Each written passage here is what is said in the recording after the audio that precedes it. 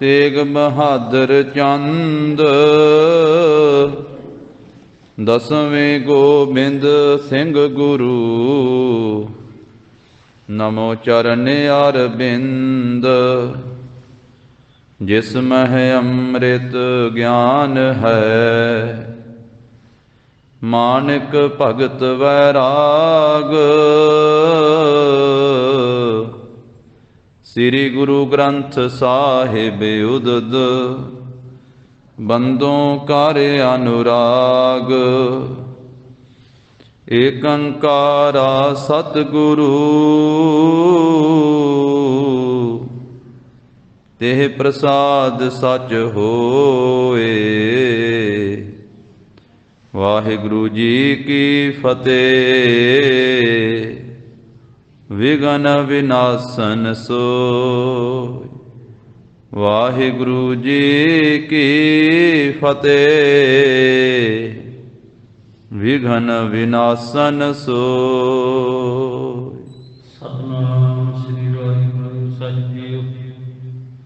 ਦੇਖੇ ਬੁਝੈ ਪ੍ਰਭੂ ਸਭ ਕਾਲ ਕਰੇ।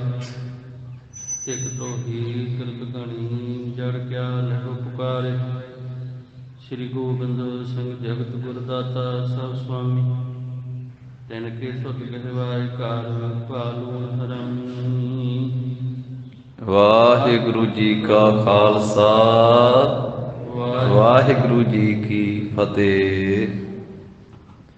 ਦਸਾਂ ਪਾਤਸ਼ਾਹੀਆਂ ਦੀ ਜੋਤ, ਤਖਤ ਚੌਰ ਛਤਰ ਦੇ ਮਾਲਕ ਧੰਨ ਸ੍ਰੀ ਗੁਰੂ ਗ੍ਰੰਥ ਸਾਹਿਬ ਜੀ ਮਹਾਰਾਜ, ਸਤਿਗੁਰਾਂ ਦੀ ਪਾਵਨ ਪਵਿੱਤਰ ਹਜ਼ੂਰੀ ਅੰਦਰ ਜਗਤ ਗੁਰੂ ਧੰਨ ਸ੍ਰੀ ਗੁਰੂ ਨਾਨਕ ਦੇਵ ਸਾਹਿਬ ਮਹਾਰਾਜ ਜੀ ਦੇ ਪਾਵਨ ਅਸਥਾਨ ਗੁਰਦੁਆਰਾ ਸ੍ਰੀ ਬੇਰ ਸਾਹਿਬ ਜੀ ਵਿਖੇ ਸਜੇ ਹੋਏ ਸੁੰਦਰ ਦੀਵਾਨ ਦੀ ਹਾਜ਼ਰੀ ਭਰ ਰਹੀ ਗੁਰੂ ਕੀ ਸਾਜੀ ਨਵਾਜੀ ਹੋਈ ਸਾਧ ਸੰਗਤ ਜੀ, ਸਤਿਗੁਰਾਂ ਨੇ ਕਿਰਪਾ ਕੀਤੀ ਹੈ, ਆਪਣੇ ਅੰਮ੍ਰਿਤਮਈ ਦੀਦਾਰ ਬਖਸ਼ਿਸ਼ ਕੀਤੇ। ਸਤ ਸੰਗਤ ਦਾ ਅਮੋਲਕ ਸੁਭਾਗਾ ਸਮਾਂ ਪ੍ਰਾਪਤ ਹੋਇਆ ਹੈ। ਧੰਨ ਸ੍ਰੀ ਗੁਰੂ ਗੋਬਿੰਦ ਸਿੰਘ ਸਾਹਿਬ ਮਹਾਰਾਜ ਜੀ ਦਾ ਪਾਵਨ ਲੜੀਵਾਰ ਇਤਿਹਾਸ ਚੱਲ ਰਿਹਾ ਹੈ। ਸਤਿਗੁਰੂ ਜੀ ਲੰਮੇ ਨਗਰ ਦੇ ਵਿੱਚ ਪਹੁੰਚੇ ਹੋਏ ਹਨ, ਜਿਸ ਨੂੰ ਲੰਮਾ ਜੱਟਪੁਰਾ ਵੀ ਕਿਹਾ ਜਾਂਦਾ ਹੈ। ਲੰਮੇ ਜੱਟਪੁਰੇ ਦੇ ਵਿੱਚ ਗਰੀਬ ਨਵਾਜ ਸਾਹਿਬ ਜੀ ਟਿਕੇ ਹੋਏ ਹਨ, ਸਥਿਤ ਹਨ। ਤੇ ਜਿਵੇਂ ਉੱਥੋਂ ਹੀ ਨੂਰੇ ਮਾਹੀ ਨੂੰ ਭੇਜਿਆ ਮਹਾਰਾਜ ਨੇ, ਬਚਨ ਕੀਤਾ ਰਾਏ ਇਕੱਲੇ ਨੇ ਨੂਰੇ ਮਾਹੀ ਨੂੰ ਭੇਜਿਆ ਤੇ ਸਰਹੰਦ ਤੋਂ ਸਾਰੀ ਮਾਤਾ ਜੀ ਤੇ ਛੋਟੇ ਸਾਹਿਬਜ਼ਾਦਿਆਂ ਦੀ ਖਬਰ ਲੈ ਕਰਕੇ ਨੂਰਾ ਮਾਹੀ ਵਾਪਸ ਆਇਆ। ਔਰ ਇਸ ਨੇ ਆ ਕੇ ਕਲਗੀਧਰ ਪਾਤਸ਼ਾਹ ਜੀ ਨੂੰ ਨਮਸਕਾਰ ਕੀਤੀ ਹੈ। ਕਲਗੀਧਰ ਪਾਤਸ਼ਾਹ ਗਰੀਬ ਨਵਾਜ ਪਲੰਘੇ ਤੇ ਚੌਂਕੜਾ ਲਾਇਆ ਹੋਇਆ ਹੈ। ਮਹਾਰਾਜ ਸਾਹਿਬ ਜੀ ਦੇ ਪਾਸ ਤਿੰਨੇ ਸਿੰਘ ਹਨ ਉਸ ਵੇਲੇ, ਪਿਆਰੇ ਦਇਆ ਸਿੰਘ ਜੀ, ਪਿਆਰੇ ਧਰਮ ਸਿੰਘ ਜੀ, ਭਾਈ ਮਾਨ ਸਿੰਘ ਜੀ। ਰਾਏ ਕੱਲਾ ਵੀ ਹੈ ਤੇ ਉਹਦੇ 300 ਆਦਮੀ ਵੀ ਹਨ ਸ਼ਸਤਰਧਾਰੀ, ਤੇ ਹੋਰ ਨਗਰ ਦੇ ਲੋਕ ਸੈਂਕੜਿਆਂ ਦੀ ਗਿਣਤੀ ਵਿੱਚ ਗੁਰੂ ਸਾਹਿਬ ਜੀ ਨੂੰ ਨਮਸਕਾਰਾਂ ਕਰਕੇ ਇੱਥੇ ਬੈਠੇ ਹੋਏ ਆ ਮਹਾਰਾਜ ਦੇ ਪਲੰਘੇ ਦੇ ਆਲੇ ਦੁਆਲੇ। ਇਹ ਵੱਡੇ ਭਾਰੀ ਇਕੱਠ ਦੇ ਵਿੱਚ ਨੂਰੇ ਮਾਹੀ ਨੇ ਆ ਕਰਕੇ ਮਹਾਰਾਜ ਨੂੰ ਨਮਸਕਾਰ ਕਰਕੇ ਸਰਹੰਦ ਦਾ ਸਾਕਾ ਜੋ ਕੁਝ ਸਾਹਿਬਜ਼ਾਦਿਆਂ ਦੇ ਨਾਲ ਤੇ ਮਾਤਾ ਜੀ ਦੇ ਨਾਲ ਹੋਇਆ, ਉਹ ਸਾਰਾ ਸ਼ਹੀਦੀ ਸਾਕਾ ਸੁਣਾਇਆ। ਆਪਾਂ ਕੱਲ ਇੱਥੋਂ ਤੀਕ ਪਹੁੰਚੇ ਸਾਂ ਸਾਧ ਸੰਗਤ ਜੀ। ਨੂਰੇ ਮਾਹੀ ਨੇ ਕਲਗੀਧਰ ਪਾਤਸ਼ਾਹ ਜੀ ਅੱਗੇ ਹੱਥ ਜੋੜ ਕੇ ਬੇਨਤੀ ਕੀਤੀ ਕਿ ਗੰਗੂ ਬ੍ਰਾਹਮਣ ਮਾਤਾ ਜੀ ਤੇ ਛੋਟੇ ਸਾਹਿਬਜ਼ਾਦਿਆਂ ਨੂੰ ਆਪਣੇ ਪਿੰਡ ਲੈ ਕਰਕੇ ਗਿਆ ਔਰ ਉੱਥੋਂ ਫਿਰ ਉਹਨੇ ਮਰਿੰਡੇ ਦੇ ਥਾਣੇਦਾਰਾਂ ਨੂੰ ਗ੍ਰਿਫਤਾਰ ਕਰਵਾ ਦਿੱਤਾ। ਮਾਤਾ ਜੀ ਤੇ ਛੋਟੇ ਲਾਲਾ ਨੂੰ ਮੋਹਰਾਂ ਦੇ ਉੱਤੇ ਲੁਭਾਇਮਾਨ ਹੋ ਕੇ ਮੋਹਰਾਂ ਦੀ ਚੋਰੀ ਕਰਕੇ ਫਿਰ ਮਾਤਾ ਜੀ ਤੇ ਲਾਲਾ ਨੂੰ ਮਰਿੰਡੇ ਥਾਣੇ ਵਿੱਚ ਖੜਿਆ ਗਿਆ। ਉੱਥੋਂ ਸਰਹੰਦ ਪਹੁੰਚਾਇਆ ਗਿਆ। ਸਰਹੰਦ ਦੇ ਸੂਬੇ ਨੇ ਵਜੀਦ ਖਾਨ ਨੇ ਆਖਿਆ ਕਿ ਇਹਨਾਂ ਨੂੰ ਠੰਡੇ ਬੁਰਜ ਵਿੱਚ ਰੱਖੋ ਤੇ ਇਹ ਸਾਰਾ ਕੁਝ ਵੇਖ ਕਰਕੇ ਜੋ ਲੋਕਾਂ ਨੇ ਉਸ ਵੇਲੇ ਗੰਗੂ ਬ੍ਰਾਹਮਣ ਨੂੰ ਲਾਹਣਤਾਂ ਪਾਈਆਂ ਕਿ ਇਸ ਪਾਪੀ ਨੇ ਬੜਾ ਵੱਡਾ ਪਾਪ ਕੀਤਾ। ਗੁਰੂ ਗੋਬਿੰਦ ਸਿੰਘ ਜੀ ਦੇ ਮਾਤਾ ਜੀ ਤੇ ਛੋਟੇ ਸਾਹਿਬਜ਼ਾਦਿਆਂ ਨੂੰ ਗ੍ਰਿਫਤਾਰ ਕਰਵਾ ਕੇ ਇਹਨੇ ਬਹੁਤ ਵੱਡਾ ਪਾਪ ਕੀਤਾ। ਇੱਥੋਂ ਅੱਗੇ ਲੜੀਵਾਰ ਗਾਥਾ ਚੱਲਦੀ ਹੈ। ਦਸ਼ਮੇਸ਼ ਪਾਤਸ਼ਾਹ ਜੀ ਦਾ ਧਿਆਨ ਧਰੀਏ। ਲੰਮੇ ਜੱਟਪੁਰੇ ਮਹਾਰਾਜ ਸਾਹਿਬ ਜੀ ਨੀਲੇ ਵਸਤਰਾਂ ਦੇ ਵਿੱਚ ਹਨ। ਨੀਲਾ ਚੋਲਾ ਪਾਇਆ ਹੋਇਆ, ਨੀਲੇ ਰੰਗ ਦੀ ਚਾਦਰ ਦੀ ਬੁੱਕਲ ਮਾਰੀ ਹੈ ਤੇ ਨੂਰਾ ਮਾਹੀ ਹੱਥ ਜੋੜ ਕਰਕੇ ਸਾਰੀ ਬੇਨਤੀ ਕਰਕੇ ਸਾਹਿਬਜ਼ਾਦਿਆਂ ਦਾ, ਮਾਤਾ ਜੀ ਦਾ ਜੋ ਕੁਝ ਇਹ ਸ਼ਹੀਦੀ ਸਾਕਾ ਜਿਵੇਂ ਵਾਪਰਿਆ ਉਹ ਸਾਰਾ ਦੱਸ ਰਿਹਾ ਹੈ।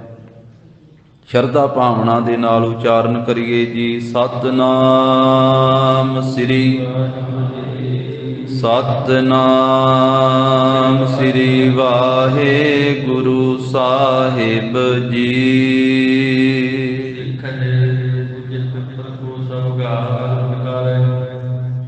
ਵੇਖਦੇ ਆ ਸਾਰੇ ਲੋਕ, ਕਈਆਂ ਨੂੰ ਨਹੀਂ ਪਤਾ ਸੀ, ਉਹ ਪੁੱਛਦੇ ਵੀ ਆ। ਉਹਨਾਂ ਨੂੰ ਪੁੱਛਣ ਤੋਂ ਪਤਾ ਲੱਗਦਾ ਹੈ ਵੀ ਇਹ ਗੰਗੂ ਬ੍ਰਾਹਮਣ ਨੇ ਪਾਪ ਖੱਟਿਆ ਹੈ। ਮਾਤਾ ਜੀ ਅਤੇ ਗੁਰੂ ਕੇ ਛੋਟੇ ਛੋਟੇ ਬੱਚਿਆਂ ਨੂੰ 7 ਸਾਲ ਤੇ 9 ਸਾਲ ਦੀ ਜਿਨ੍ਹਾਂ ਦੀ ਉਮਰ 7 ਸਾਲਾਂ ਦਾ ਫਤਿਹ ਸਿੰਘ ਹੈ, 9 ਸਾਲਾਂ ਦਾ ਜੋਰਾਵਰ ਸਿੰਘ ਹੈ। ਕਈ ਵੇਖਦੇ ਆ, ਕਈਆਂ ਨੂੰ ਤਾਂ ਪਤਾ ਹੈ ਗੁਰੂ ਕੇ ਲਾਲ ਹਨ, ਕਈਆਂ ਨੂੰ ਨਹੀਂ ਪਤਾ। ਉਹ ਦੂਜਿਆਂ ਨੂੰ ਪੁੱਛਦੇ ਆ ਵੀ ਇਹ ਕੌਣ ਆ। ਉਹ ਦੱਸਦੇ ਆ ਗੁਰੂ ਗੋਬਿੰਦ ਸਿੰਘ ਜੀ ਦੇ ਮਾਤਾ ਜੀ ਤੇ ਉਹਨਾਂ ਦੇ ਛੋਟੇ ਬੱਚੇ ਆ, ਛੋਟੇ ਸਾਹਿਬਜ਼ਾਦੇ ਆ। ਤੇ ਵੇਖ ਕਰਕੇ ਪੁੱਛ ਕਰਕੇ ਫਿਰ ਬ੍ਰਾਹਮਣ ਨੂੰ ਸਾਰੇ ਲੋਕ ਗਾਲਾਂ ਕੱਢਦੇ ਹਨ। ਗੰਗੂ ਬ੍ਰਾਹਮਣ ਨੂੰ ਗਾਲਾਂ ਕੱਢਦੇ ਹਨ ਲੋਕ।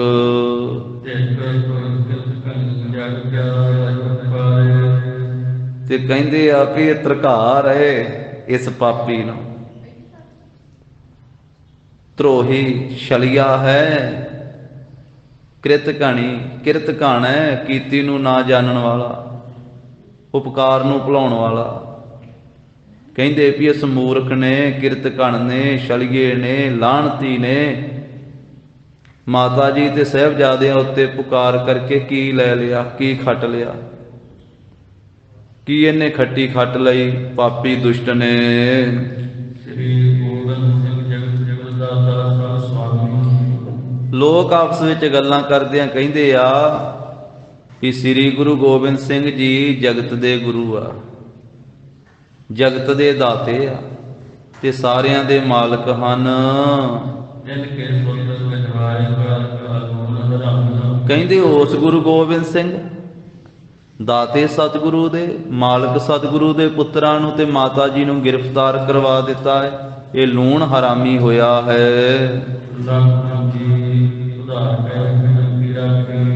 ਜਿਸ ਗੁਰੂ ਗੋਬਿੰਦ ਸਿੰਘ ਮਹਾਰਾਜ ਨੇ ਲੱਖਾਂ ਜੀਵਾਂ ਦਾ ਉਧਾਰ ਕੀਤਾ ਤੇ ਹਿੰਦ ਦੀ ਰਾਖੀ ਕੀਤੀ ਹੈ, ਹਿੰਦ ਦੀ ਲਾਜ ਪਤ ਰੱਖੀ ਹੈ।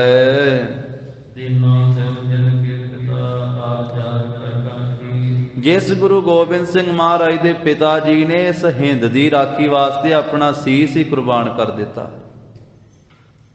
ਤਿਲਕ ਜੰਨੂ ਨੂੰ ਬਚਾਉਣ ਵਾਸਤੇ, ਹਿੰਦੂਆਂ ਦੀ ਰਾਖੀ ਕਰਨ ਵਾਸਤੇ ਜਿਨ੍ਹਾਂ ਦੇ ਪਿਤਾ ਨੇ ਆਪਣਾ ਸੀਸ ਕੁਰਬਾਨ ਕਰ ਦਿੱਤਾ ਤੇ ਦੁਸ਼ਮਣਾਂ ਦੀਆਂ ਜੜ੍ਹਾਂ ਨੂੰ ਪੁੱਟਣ ਦੀ ਇੱਛਾ ਕੀਤੀ।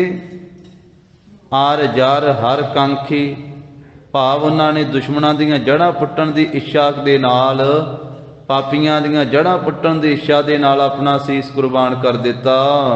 ਚਰਨ ਕਮਲ ਸੁਰਤ ਸੁਰ ਗਾਨ ਦੂਜੇ ਜਿਨ ਕੀਰੇ। ਜਿਸ ਸ੍ਰੀ ਗੁਰੂ ਗੋਬਿੰਦ ਸਿੰਘ ਮਹਾਰਾਜ ਦੇ ਚਰਨਾਂ ਦੇ ਉੱਤੇ ਦੇਵਤੇ ਨਮਸਕਾਰਾਂ ਕਰਦੇ ਆ।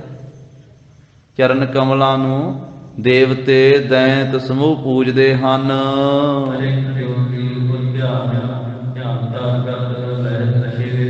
ਰਿਖੀ ਜੋਗੀ ਜਿਸ ਗੁਰੂ ਗੋਬਿੰਦ ਸਿੰਘ ਦੇ ਚਰਨਾਂ ਦਾ ਧਿਆਨ ਧਰਦੇ ਆਪਣੇ ਹਿਰਦੇ ਵਿੱਚ, ਤੇ ਧਿਆਨ ਧਰ ਕੇ ਬਹੁਤ ਚੰਗੀ ਅਵਸਥਾ ਮੁਕਤੀ ਪ੍ਰਾਪਤ ਕਰਦੇ ਹਨ। ਉਸ ਗੁਰੂ ਗੋਬਿੰਦ ਸਿੰਘ ਮਹਾਰਾਜ ਜੀ ਦੇ ਨਾਲ ਇਸ ਗੰਗੂ ਬ੍ਰਾਹਮਣ ਨੇ, ਨੀਚ ਨੇ, ਅਧਰਮ ਕਰਕੇ, ਪਾਪ ਕਰਕੇ ਬਹੁਤ ਮਾੜਾ ਕਰਮ ਕਮਾਇਆ ਹੈ।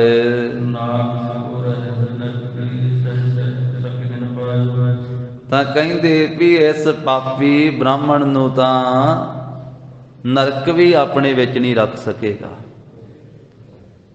ਇਸ ਜ਼ਾਲਮ ਪਾਪੀ ਇਹ ਜਦੋਂ ਨਰਕਾਂ 'ਚ ਜਾਏਗਾ ਤੇ ਉਸ ਵੇਲੇ ਨਰਕ ਨੇ ਵੀ ਆਪਣਾ ਨੱਕ ਵੱਟਣਾ ਹੈ। ਵੀ ਪਾਪੀ ਤੇ ਅੱਗੇ ਵੀ ਬੜੇ ਆਉਂਦੇ ਸੀ ਵੱਡੇ ਵੱਡੇ, ਪਰ ਆ ਤੇ ਬਹੁਤਾ ਵੱਡਾ ਪਾਪੀ ਆ ਗਿਆ, ਉਹਨੇ ਵੀ ਨੱਕ ਵੱਟਣਾ, ਨੱਕ ਮਰੋੜਨਾ ਇਹਦੇ।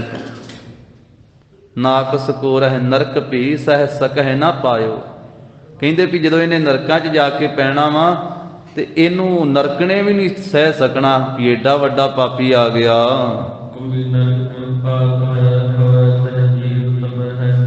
ਤੇ ਕੁੰਭੀ ਨਰਕ ਦੇ ਵਿੱਚ ਜਾ ਕਰਕੇ ਇਹ ਡਿੱਗੇਗਾ।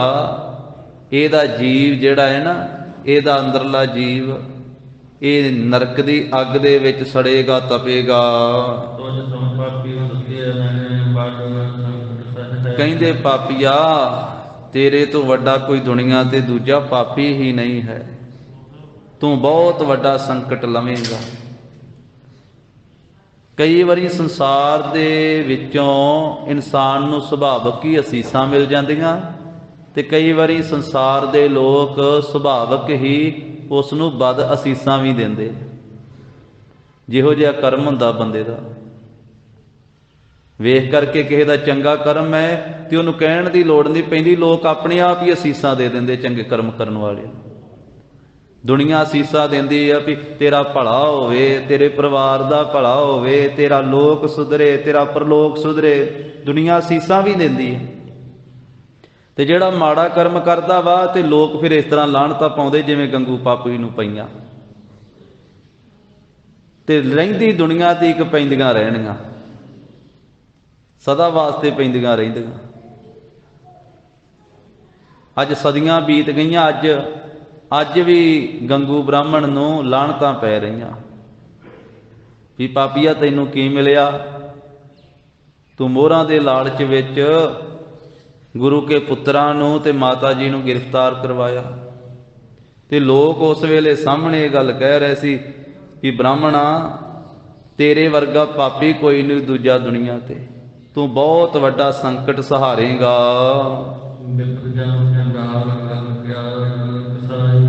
ਤੇਰਾ ਜਨਮ ਤੇ ਬ੍ਰਾਹਮਣਾਂ ਦੇ ਘਰ ਦਾ ਹੈ, ਪਰ ਤੇਰਾ ਕੰਮ ਬ੍ਰਾਹਮਣਾਂ ਵਾਲਾ ਨਹੀਂ।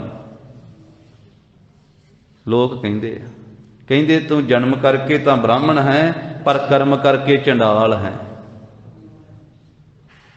ਜਨਮ ਕਰਕੇ ਬ੍ਰਾਹਮਣਾਂ ਦੇ ਘਰੇ ਪੈਦਾ ਹੋਇਆ, ਜਾਤੀ ਕਰਕੇ ਬ੍ਰਾਹਮਣ ਹੈ, ਪਰ ਕੰਮ ਕਰਕੇ, ਕਰਤੂਤ ਕਰਕੇ, ਕੰਮ ਕਰਕੇ ਤੂੰ ਚੰਡਾਲ ਹੈ।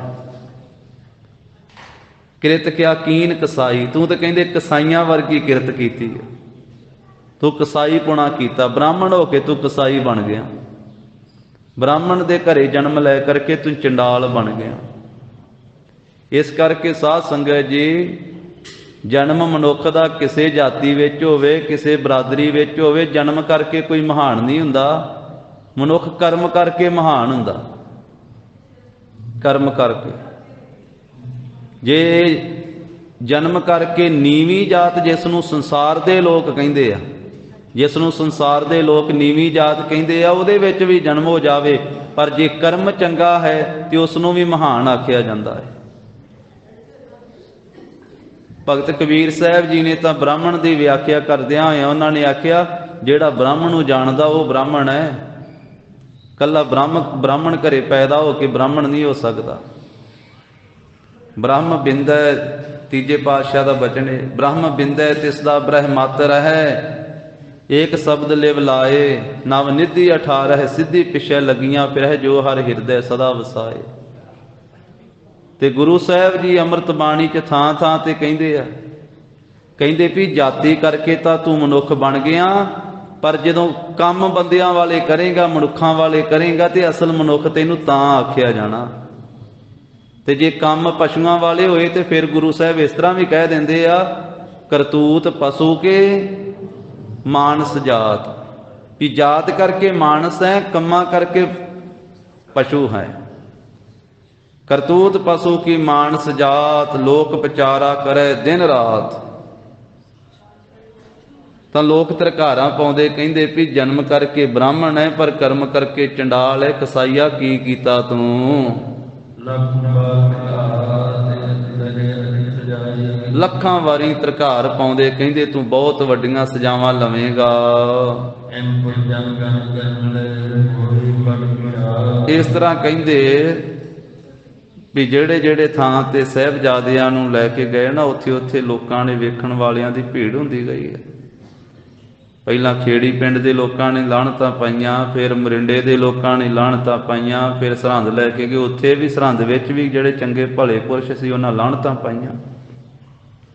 ਸਾਹਿਬਜ਼ਾਦਿਆਂ ਨੂੰ ਉੱਥੇ ਹੁਣ ਲੈ ਗਏ ਆ। ਸਰਹੰਦ ਦੇ ਵਿੱਚ ਸੂਬੇ ਨੇ ਆਖਿਆ ਹੈ ਕਿ ਠੰਡੇ ਬੁਰਜ ਵਿੱਚ ਰੱਖੋ ਮਾਤਾ ਨੂੰ ਤੇ ਪੁੱਤਰਾਂ ਨੂੰ। ਲੱਖਾਂ ਲੋਕ ਜਿਹੜੇ ਇਸ ਤਰ੍ਹਾਂ ਧਰਕਾਰਦੇ ਆ, ਬਹੁਤ ਲੋਕ ਇਕੱਠੇ ਹੋ ਗਏ, ਵੱਡੀ ਭੀੜ ਲੱਗ ਗਈ ਹੈ। ਤਾਂ ਸਾਹਿਬਜ਼ਾਦੇ ਦੋਨਾਂ ਨੂੰ ਵੇਖਦੇ ਆ, ਬਹੁਤਾ ਸੋਹਣਾ ਜਿਨ੍ਹਾਂ ਦਾ ਸਰੀਰ ਹੈ, ਬਹੁਤਾ ਸੋਹਣਾ ਸਰੂਪ ਹੈ। ਸਾਰੇ ਲੋਕਾਂ ਦੀ ਭੀੜ ਜਿਹੜੀ ਵੇਖਣ ਵਾਲੀ ਸੀ, ਉਹਨਾਂ ਨੂੰ ਸਿਪਾਹੀਆਂ ਨੇ ਪਿਛਾਂਹ ਹਟਾ ਦਿੱਤਾ ਹੈ, ਤੇ ਮਾਤਾ ਜੀ ਤੇ ਪੋਤਰਿਆਂ ਨੂੰ, ਸਾਹਿਬਜ਼ਾਦਿਆਂ ਨੂੰ ਉੱਥੇ ਲੈ ਗਏ। ਠੰਡੇ ਬੁਰਜ ਵਿੱਚ ਉਤਾਰ ਦਿੱਤਾ ਜਾ ਕੇ। ਸਰਹੰਦ ਦੇ ਸੂਬੇ ਨੇ ਆਖਿਆ ਨਾ ਵਜੀਦ ਖਾਨ ਨੇ ਵੀ ਮਾਤਾ ਤੇ ਸਾਹਿਬਜ਼ਾਦਿਆਂ ਨੂੰ ਠੰਡੇ ਬੁਰਜ ਵਿੱਚ ਉੱਤੇ ਚੜਾ ਦਿਓ, ਉੱਤੇ ਰੱਖੋ ਭੁੱਖੇ ਪਿਆਸੇ, ਕੁਝ ਵਿਛਾਉਣ ਵਾਸਤੇ, ਕੁਝ ਉੱਪਰ ਲੈਣ ਵਾਸਤੇ ਨਹੀਂ ਦੇਣਾ। ਇਹ 10 ਪੋਹ ਨੂੰ ਇਸ ਤਰੀਕੇ ਦੇ ਨਾਲ ਠੰਡੇ ਬੁਰਜ ਵਿੱਚ ਮਾਤਾ ਜੀ ਤੇ ਸਾਹਿਬਜ਼ਾਦਿਆਂ ਨੂੰ ਰੱਖਿਆ ਗਿਆ। ਕਹਿੰਦੇ ਮਾਤਾ ਜੀ ਉਸ ਵੇਲੇ ਬਹੁਤ ਦੁੱਖ ਦੇ ਵਿੱਚ ਹਨ।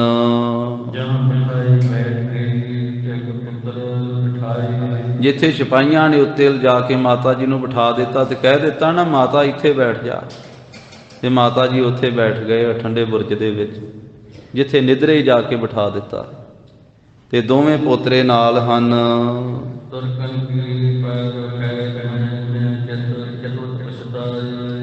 ਇਸ ਤਰ੍ਹਾਂ ਕਹਿੰਦੇ ਤੁਰਕਾਂ ਦੀ ਕੈਦ ਵਿੱਚ ਪੈ ਗਏ ਆ ਮਾਤਾ ਜੀ ਤੇ ਛੋਟੇ ਲਾਲ।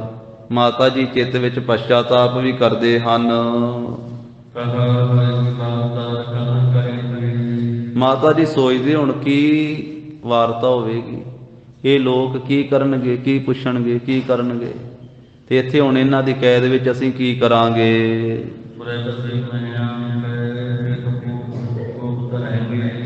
ਤਾਂ ਇਸ ਥਾਂ ਦੇ ਉੱਤੇ ਹੁਣ ਪਰਾਏ ਦੇ ਵੱਸ ਵਿੱਚ ਅਸੀਂ ਪੈ ਗਏ ਹਾਂ, ਔਰ ਇਹ ਵੇਖ ਕਰਕੇ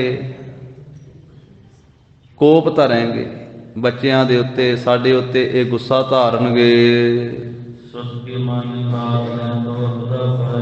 ਮੈਂ ਆਪਣੇ ਪੁੱਤਰ ਸ੍ਰੀ ਗੁਰੂ ਗੋਬਿੰਦ ਸਿੰਘ ਦੀ ਗੱਲ ਨਹੀਂ ਮੰਨੀ, ਹੋਰ ਸਿੰਘਾਂ ਨੇ ਵੀ ਗੱਲ ਨਹੀਂ ਮੰਨੀ। ਸਿੰਘਾਂ ਨੇ ਮਾਤਾ ਜੀ ਨੂੰ ਬੇਨਤੀ ਕਰਕੇ ਅੱਗੇ ਤੋਰ ਲਿਆ ਸੀ ਨਾ, ਮਾਤਾ ਜੀ ਤੁਸੀਂ ਸਾਡੀ ਸਿਫਾਰਿਸ਼ ਕਰੋ ਜਦੋਂ ਕਿਲ੍ਹਾ ਛੱਡਣਾ।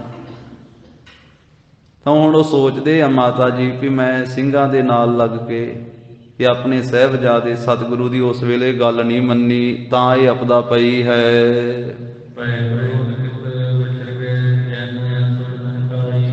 ਤੇ ਪੁੱਤਰ ਵੀ ਹੁਣ ਸਰਸਾ ਦੇ ਕੰਢੇ ਤੇ ਕਿਤੇ ਵਿਛੜ ਗਏ, ਉਹਨਾਂ ਦੀ ਵੀ ਕੋਈ ਖਬਰ ਨਹੀਂ ਹੈ, ਪਤਾ ਨਹੀਂ ਕਿਹੜੇ ਪਾਸੇ ਗਏ ਹੋਣਗੇ। ਜਦੋਂ ਆਨੰਦਗੜ੍ਹ ਕਿਲੇ ਦੇ ਵਿੱਚ ਤੁਰਕਾਂ ਤੇ ਪਹਾੜੀਆਂ ਦੀ ਫੌਜ ਦੇ ਨਾਲ ਲੜ ਰਹੇ ਸੀ ਮੇਰੇ ਪੁੱਤਰ ਗੁਰੂ ਗੋਬਿੰਦ ਸਿੰਘ ਜੀ, ਤੇ ਉਸ ਵੇਲੇ ਮੇਰੇ ਪੁੱਤਰ ਨੇ ਬਚਨ ਕੀਤਾ ਸੀ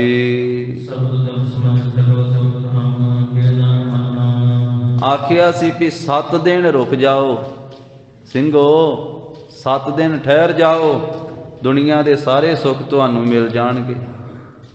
ਪਰ ਉਸ ਵੇਲੇ ਸਿੰਘਾਂ ਨੇ ਕੋਈ ਗੱਲ ਨਾ ਮੰਨੀ। ਮੈਂ ਵੀ ਸਿੰਘਾਂ ਦੇ ਨਾਲ ਹੀ ਆਪਣੇ ਸਾਹਿਬਜ਼ਾਦੇ ਦੀ ਗੱਲ ਨਾ ਮੰਨੀ।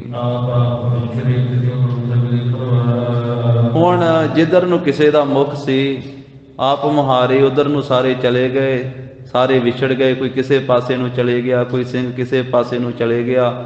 ਤਾਂ ਇਸ ਤਰ੍ਹਾਂ ਸਾਰਾ ਪਰਿਵਾਰ ਹੀ ਖਿੰਡ ਗਿਆ।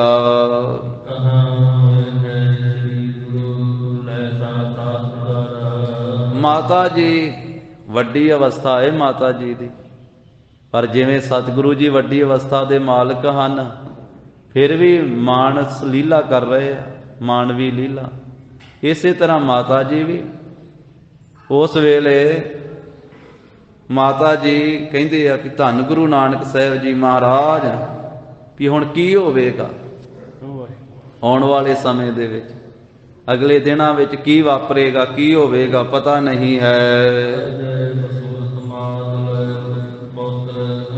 ਇਸ ਤਰ੍ਹਾਂ ਕਹਿੰਦੇ ਮਾਤਾ ਜੀ ਹਿਰਦੇ ਵਿੱਚ ਝੂਰਦੇ ਹਨ। ਦੋਨਾਂ ਪੋਤਰਿਆਂ ਨੂੰ ਆਪਣੀ ਗੋਦੀ ਵਿੱਚ ਲਿਆ ਹੋਇਆ ਹੈ, ਬਾਬਾ ਜੋਰਾਵਰ ਸਿੰਘ ਜੀ ਤੇ ਬਾਬਾ ਫਤਿਹ ਸਿੰਘ ਸਾਹਿਬ ਜੀ ਨੂੰ। ਨੇਤਰਾਂ ਵਿੱਚੋਂ ਜਲ ਵੀ ਮਾਤਾ ਜੀ ਦੇ ਆਇਆ ਹੈ। ਤਾਂ ਇਸ ਤਰੀਕੇ ਦੇ ਨਾਲ ਮਾਤਾ ਜੀ ਉਸ ਵੇਲੇ ਸਤਿਗੁਰੂ ਜੀ ਨੂੰ ਯਾਦ ਕਰਦੇ ਹਨ। ਉਧਰ ਸਰਹੰਦ ਸ਼ਹਿਰ ਦੇ ਵਿੱਚ, ਮੋਰਿੰਡੇ ਸ਼ਹਿਰ ਦੇ ਵਿੱਚ, ਖੇੜੀ ਪਿੰਡ ਦੇ ਵਿੱਚ, ਇਹਨਾਂ ਸਾਰੇ ਪਿੰਡਾਂ ਦੇ ਵਿੱਚ, ਘਰ ਘਰ ਦੇ ਵਿੱਚ ਇਹ ਸਾਰੀ ਗੱਲ ਜਿਹੜੀ ਹੈ ਨਾ ਫੈਲ ਗਈ ਆ। ਵਿਸ਼ੇਸ਼ ਕਰਕੇ ਸਰਹੰਦ ਸ਼ਹਿਰ ਦੇ ਵਿੱਚ ਫੈਲ ਗਈ, ਨਗਰ ਦੇ, ਸ਼ਹਿਰ ਦੇ, ਘਰ ਘਰ ਦੇ ਵਿੱਚ ਇਹ ਵਾਰਤਾ ਫੈਲ ਗਈ ਹੈ।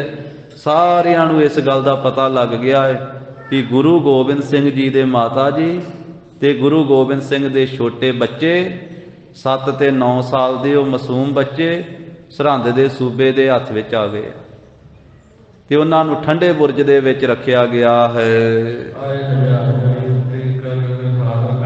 ਕਹਿੰਦੇ ਹਜ਼ਾਰਾਂ ਲੋਕ ਵੇਖਣ ਵਾਸਤੇ ਆਉਂਦੇ ਆ, ਪਰ ਅੱਗੇ ਤਾਂ ਨਹੀਂ ਸਿਪਾਹੀ ਜਾਣ ਦਿੰਦੇ।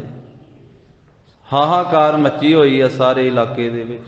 ਹਜ਼ਾਰਾਂ ਲੋਕ ਜਿਹੜੇ ਭਲੇ ਲੋਕ ਵਾ ਉਹ ਆਉਂਦੇ ਆ ਵੀ ਕੋਈ ਤਰੀਕਾ ਵਰਤਿਆ ਜਾਵੇ, ਪਰ ਕਿਸੇ ਦੀ ਕੋਈ ਵਾਹ ਪੇਸ਼ ਨਹੀਂ ਜਾਂਦੀ। ਇਹ ਹਾਹਾਕਾਰ ਕਰਦੇ ਹਨ।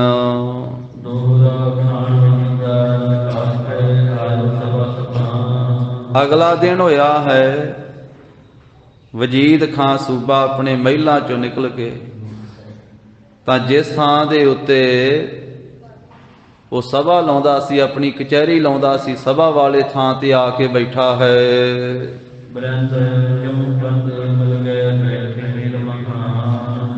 ਤੁਰਕਾਂ ਦੀ ਸਭਾ ਲੱਗ ਗਈ ਹੈ, ਸਰਹੰਦ ਦੀ ਸਭਾ। ਤਾਂ ਹੀ ਸਾਧ ਸੰਗਤ ਜੀ ਅੱਜ ਕੱਲ੍ਹ ਵੀ ਕਈ ਗੁਰੂ ਕੇ ਲਾਲ, ਗੁਰੂ ਕੀਆਂ ਸੰਗਤਾਂ ਇਹ ਸਭਾ ਕਹਿ ਦਿੰਦੇ ਹਨ। ਸਾਹਿਬਜ਼ਾਦਿਆਂ ਦੀ ਸਭਾ ਤੇ ਚੱਲੇ। ਸਭਾ ਤੁਰਕਾਂ ਦੀ ਲੱਗੀ ਹੋਈ ਸੀ, ਉਸ ਸਭਾ ਦੇ ਵਿੱਚ ਫਿਰ ਸਾਹਿਬਜ਼ਾਦੇ ਜਾਂਦੇ ਰਹੇ। ਕਚਹਿਰੀ ਕਹਿ ਲਈਏ ਸਿੱਧੇ ਅੱਖਰਾਂ ਵਿੱਚ। ਜਿੱਥੇ ਵਜੀਦਾ ਬਹਿੰਦਾ ਸੀ ਸਾਹਮਣੇ ਉੱਚੇ ਥਾਂ ਤੇ, ਬਾਕੀ ਤੁਰਕਾਨਾ ਜਿੰਨੇ ਮੰਤਰੀ ਅਹਿਲਕਾਰ ਜਿਹੜੇ ਸੀ, ਫੌਜਦਾਰ ਸੀ, ਉਹ ਸਾਹਮਣੇ ਬਹਿੰਦੇ ਜਿਵੇਂ ਸਭਾ ਲੱਗਦੀ ਹੈ। ਇਸ ਸਰਹੰਦ ਦੇ ਸੂਬੇ ਦੀ ਸਭਾ ਦੇ ਵਿੱਚ ਸਾਹਿਬਜ਼ਾਦੇ ਫਿਰ ਜਾਂਦੇ ਸਨ। ਤਾਂ ਅੱਜ ਵੀ ਜਦੋਂ ਇਹ ਸ਼ਹੀਦੀ ਦਿਹਾੜੇ ਤੇ 13 ਪੋਹ ਵਾਲੇ ਦਿਨ ਤੇ ਸੰਗਤ ਜਾਂਦੀ ਹੈ, ਜਾਂ 2 ਦਿਨ ਪਹਿਲਾਂ, 3 ਦਿਨਾਂ ਦੀ ਹਾਜ਼ਰੀ ਉੱਥੇ ਸੰਗਤਾਂ ਭਰਦੀਆਂ, ਅਖੰਡ ਪਾਠ ਸਾਹਿਬ ਦੇ ਪ੍ਰਵਾਹ ਚੱਲਦੇ, ਤੇ ਆਮ ਸੰਗਤ ਸਭਾ ਹੀ ਕਹਿ ਦਿੰਦੀ। ਤਾਂ ਕਹਿੰਦੇ ਹਨ ਕਿ ਬ੍ਰਿੰਦ ਚਮੂ ਪਤ ਮਿਲ ਗਏ। ਜਿੱਥੇ ਵਜੀਦਾ ਬੈਠਾ ਹੈ ਨਾ ਆ ਕੇ ਸਭਾ ਦੇ ਵਿੱਚ, ਉੱਥੇ ਬਹੁਤੇ ਜਿਹੜੇ ਫੌਜ ਮਾਲਕ ਹਨ, ਫੌਜਾਂ ਦੇ ਮਾਲਕ ਭਾਵ ਜਰਨੈਲ, ਉਹ ਵੀ ਮਿਲ ਕੇ ਬੈਠੇ ਹਨ ਤੇ ਬਹੁਤ ਵੱਡਾ ਇਕੱਠ ਹੋ ਗਿਆ ਸਭਾ ਦੇ ਵਿੱਚ।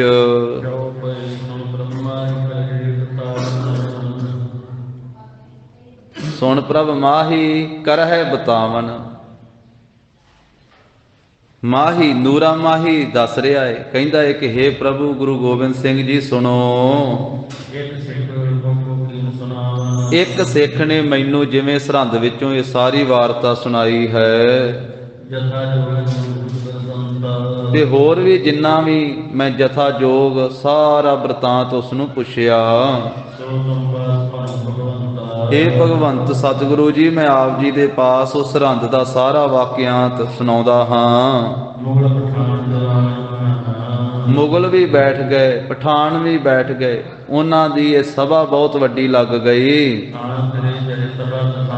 ਜਿਹੜੇ ਵੱਡੇ ਵੱਡੇ ਉਹਨਾਂ ਦੇ ਦੀਵਾਨ ਅਖਵਾਉਣ ਵਾਲੇ ਸੀ, ਪਠਾਨ ਤੇ ਮੁਗਲ ਸੀ, ਉਹ ਆ ਕਰਕੇ ਸਭਾ ਸਥਾਨ ਤੇ ਬੈਠ ਗਏ ਆਪੋ ਆਪਣੀ ਜਗ੍ਹਾ ਤੇ।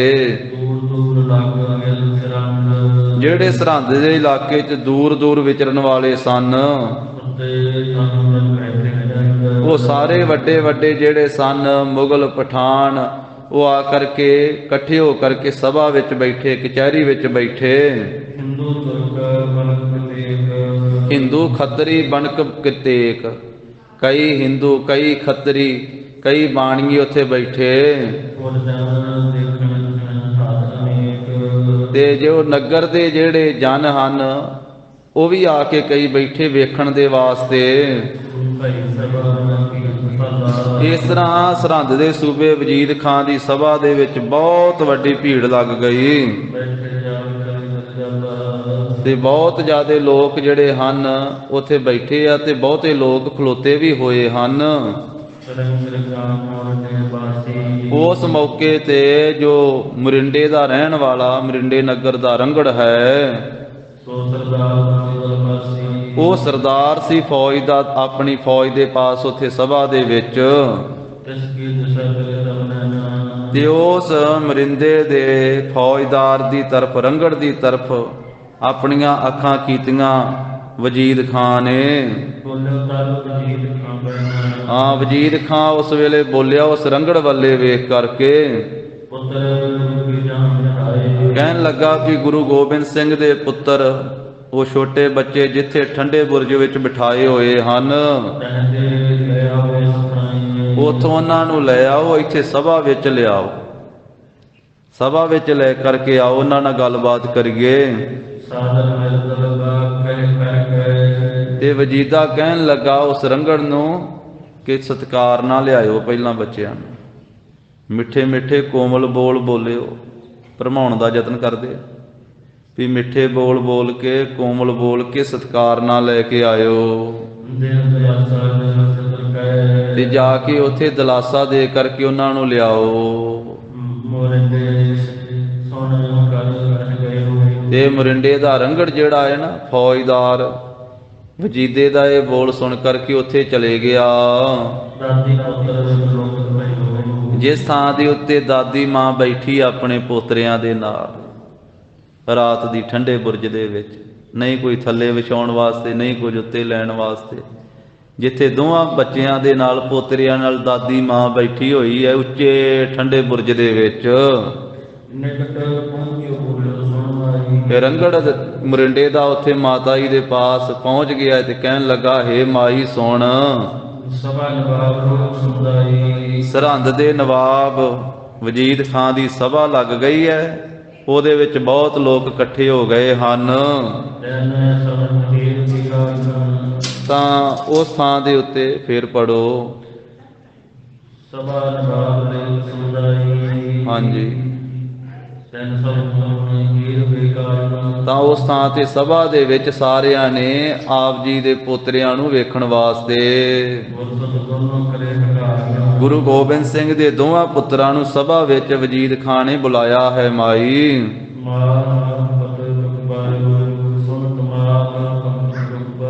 ਇਹ ਗੱਲ ਸੁਣ ਕਰਕੇ ਮਾਤਾ ਜੀ ਨੇ ਦੁੱਖ ਪਾਇਆ ਹੈ। ਉਸ ਰੰਗੜ ਮਰਿੰਡੇ ਵਾਲੇ ਦੇ ਨਾਲ ਇਸ ਤਰ੍ਹਾਂ ਬਚਨ ਕੀਤਾ ਕਿ ਜੋ ਗੁਰੂ ਗੋਬਿੰਦ ਸਿੰਘ ਦੇ ਪੁੱਤਰ ਹਨ, ਉਹ ਤਾਂ ਗੁਰੂ ਗੋਬਿੰਦ ਸਿੰਘ ਦੇ ਨਾਲ ਹੀ ਚਲੇ ਗਏ ਹਨ, ਤੇ ਮੈਨੂੰ ਨਹੀਂ ਪਤਾ ਹੈ ਕਿ ਗੁਰੂ ਗੋਬਿੰਦ ਸਿੰਘ ਦੇ ਪੁੱਤਰਾਂ ਦੇ ਨਾਲ ਕੀ ਹੋਇਆ ਹੈ, ਕੀ ਵਾਪਰੀ ਹੈ। ਗੁਰੂ ਗੋਬਿੰਦ ਸਿੰਘ ਦੇ ਪੁੱਤਰ ਤਾਂ ਗੁਰੂ ਗੋਬਿੰਦ ਸਿੰਘ ਦੇ ਨਾਲ ਚਲੇ ਗਏ। ਕਹਿਣ ਦਾ ਭਾਵ ਆ ਮਾਤਾ ਜੀ ਦਾ ਵੀ ਅਜੀਤ ਸਿੰਘ ਤੇ ਜੁਝਾਰ ਸਿੰਘ ਜਿਹੜੇ ਗੁਰੂ ਗੋਬਿੰਦ ਸਿੰਘ ਦੇ ਪੁੱਤਰ ਸੀ, ਉਹ ਤਾਂ ਗੁਰੂ ਗੋਬਿੰਦ ਸਿੰਘ ਦੇ ਨਾਲ ਹੀ ਚਲੇ ਗਏ ਆ, ਤੇ ਪਤਾ ਨਹੀਂ ਉਹਨਾਂ ਨਾਲ ਕੀ ਵਾਪਰੀ ਹੈ। ਇਹ ਗੱਲ ਉਸ ਵੇਲੇ ਮਾਤਾ ਜੀ ਨੇ ਕਹੀ, ਇਹਦੇ 'ਚ ਝੂਠ ਵੀ ਕੋਈ ਨਹੀਂ ਹੈ। ਤੇ ਕਹਿਣ ਲੱਗੇ ਵੀ ਇਹ ਤਾਂ ਮੇਰੇ ਬੱਚੇ ਆ, ਇਹ ਤਾਂ ਮੇਰੇ ਪਾਲਕ ਹਨ, ਇਹਨਾਂ ਨੂੰ ਤੇ ਮੈਂ ਪਾਲਿਆ, ਇਹ ਮੇਰੇ ਪਾਲਕ ਪੁੱਤਰ ਹਨ, ਤਾਂ ਇਹਨਾਂ ਦੀ ਤਾਂ ਮੈਂ ਪ੍ਰਤਪਾਲਣਾ ਕਰਕੇ ਇਹਨਾਂ ਨੂੰ ਮੈਂ ਵੱਡਿਆਂ ਕੀਤਾ। ਇਸ ਢੰਗ ਨਾਲ ਮਾਤਾ ਜੀ ਨੇ ਬਚਨ ਕੀਤਾ। ਇਹ ਗੱਲ ਵੀ ਸੱਚੀ ਹੈ, ਇਹਦੇ ਵਿੱਚ ਝੂਠ ਵੀ ਕੋਈ ਨਹੀਂ, ਕਿਉਂਕਿ ਮਾਤਾ ਜੀ ਨੇ ਹੀ ਇਹ ਸਾਹਿਬਜ਼ਾਦੇ ਪਾਲੇ ਆ।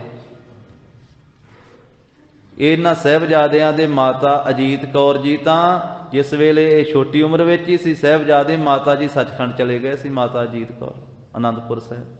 ਫਿਰ ਦਾਦੀ ਮਾਂ ਨੇ ਹੀ ਪਾਲੇ ਸੀ ਤੇ ਮਾਤਾ ਜੀ ਨੇ ਪਾਲੇ। ਮਾਤਾ ਜੀ ਕਹਿੰਦੇ ਇਹ ਤਾਂ ਮੈਂ ਪਾਲੇ ਆ, ਇਹ ਤਾਂ ਬੱਚੇ ਗੁਰੂ ਗੋਬਿੰਦ ਸਿੰਘ ਦੇ ਪੁੱਤਰ ਤਾਂ ਗੁਰੂ ਗੋਬਿੰਦ ਸਿੰਘ ਨਾਲ ਚਲੇ ਗਏ, ਤਾਂ ਮੇਰੇ ਆ, ਇਹਨਾਂ ਨੂੰ ਮੈਂ ਪਾਲਿਆ ਹੈ। ਤਾਂ ਇਸ ਤਰ੍ਹਾਂ ਜਦੋਂ ਮਾਤਾ ਜੀ ਦਾ ਖਿਆਲ ਸੀ ਵੀ ਨਾ ਖੜਨ ਦੇ ਸਾਹਿਬਜ਼ਾਦਿਆਂ ਨੂੰ, ਇਸ ਤਰੀਕੇ ਨਾਲ ਮਾਤਾ ਨੇ, ਕਿਉਂਕਿ ਮਾਤਾ ਦੇ ਅੰਦਰ ਪ੍ਰੇਮ ਹੈ, ਐਸੀ ਭਾਵਨਾ ਹੈ, ਤਾਂ ਜਦੋਂ ਇਹ ਬਚਨ ਕੀਤਾ ਤੇ ਉਹ ਰੰਗੜ ਨੇ ਜਾ ਕੇ ਸਭਾ ਵਿੱਚ ਉਸੇ ਤਰ੍ਹਾਂ ਸੁਣਾ ਦਿੱਤਾ ਵੀ ਮਾਤਾ ਜੀ ਇਸ ਤਰ੍ਹਾਂ ਕਹਿੰਦੇ ਆ ਵੀ ਇਹਨਾਂ ਬੱਚਿਆਂ ਨੂੰ ਤੇ ਮੈਂ ਪਾਲਿਆ, ਇਹ ਤਾਂ ਮੇਰੇ ਆ, ਵੀ ਇਹ ਮੈਂ ਇਹਨਾਂ ਨੂੰ ਪਾਲਿਆ, ਇਹ ਮੇਰੇ ਇਹ ਬੱਚੇ ਹਨ। ਉੱਥੇ ਨੀਚ ਸੁੱਚੇ ਨੰਦ ਨਾਮ ਦਾ ਖੱਤਰੀ ਬੈਠਾ ਹੋਇਆ ਹੈ, ਉਹ ਸਭਾ ਦੇ ਵਿੱਚ ਬੈਠਾ ਹੋਇਆ ਸੀ ਜਿਹਦਾ ਨਾਂ ਸੁੱਚਾ ਨੰਦ ਹੈ, ਔਰ ਆਮ ਇਤਿਹਾਸਕਾਰਾਂ ਗੁਰਮੁਖਾਂ ਨੇ ਇਹਨੂੰ ਝੂਠਾ ਨੰਦ ਵੀ ਲਿਖਿਆ, ਕਈਆਂ ਨੇ ਝੂਠਾ ਵੀ ਲਿਖਿਆ। ਉਂਝ ਇਹਦਾ ਨਾਂ ਸੁੱਚਾ ਨੰਦ ਸੀ।